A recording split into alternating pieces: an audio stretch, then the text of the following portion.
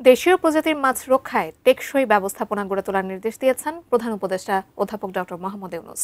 দুপুরে রাজধানীর আগারগাঁওয়ে চীনমৈত্রী সম্মেলন কেন্দ্রে জাতীয় মৎস্য সপ্তাহের উদ্বোধনী অনুষ্ঠানে অবহেলায় থাকা গভীর সমুদ্রের মৎস্য সম্পদ আহরণে উদ্যোগ নেয়ারও তাগিদ দেন তিনি।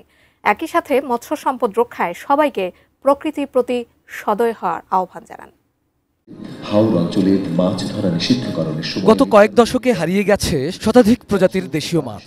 মিঠা পানির উৎস কমে যাওয়া, অবাধে মাছের রেণু ধ্বংস এবং অপরিকল্পিত ব্যবস্থাপনার কারণে ঝুঁকিতে দেশীয় আরও 100-রও বেশি প্রজাতি। এই অবস্থায় সোমবার থেকে সারা দেশে শুরু হয়েছে জাতীয় মৎস্য সপ্তাহ 2025। এবারের স্লোগান অভয়াশ্রম গড়ে তুলি, দেশি মাছে দেশ ভরি।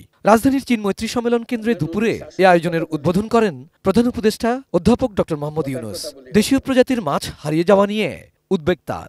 নদী পালনের কথা বলে না, তা সে শাসন করতে চাই আমরা। আমাদের বর্জ্য তো দিচ্ছি পানির ভেতরে ঢুকিয়ে, এই বর্জ্য যে বিষ হয়ে আবার আমাদের প্রতি আসছে সেটাও আমরা গ্রাহ্য করছি।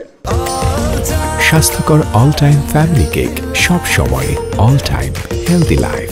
যেসব অব্যবস্থাপনার কারণে এই পরিস্থিতি, সেখানেই ব্যবস্থা নেওয়ার নির্দেশ তার। সকল ক্ষতিকর প্রভাব মোকাবেলার সমন্বিত টেকসই উত্তরণের কৌশল উদ্ভাবন করতে হবে।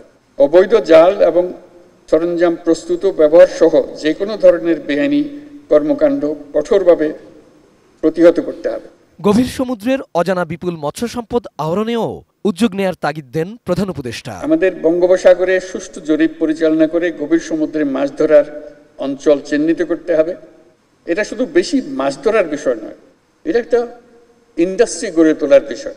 পাঠ্যক্রমেও গভীর সমুদ্রে মাছ ধরার বিষয়টি অন্তর্ভুক্ত করতে হবে। প্রকৃতির প্রতি সবাই নির্মম জানিয়ে মৎস্য সম্পদ রক্ষায় আন্তরিক হওয়ার আহ্বান জানান অধ্যাপক ইউনূস।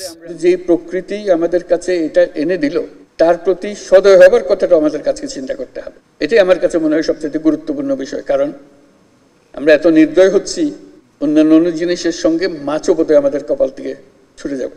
অনুষ্ঠানে মৎস্য সম্পদ রক্ষায় বিভিন্ন ক্ষেত্রে অবদানের জন্য 16 ব্যক্তি, প্রতিষ্ঠান, জেলে, খামারিকে মৎস্য পদক 2025 দেয়া হয়। আমাদের লক্ষ্য হবে প্রকৃত মৎস্যজীবী ও জেলেদের সামাজিক নিরাপত্তার কর্মসূচির আওতায় আনতে বিশেষভাবে যত্নশীল হওয়া। Abul Kalam Azad, ATN news, Dhaka.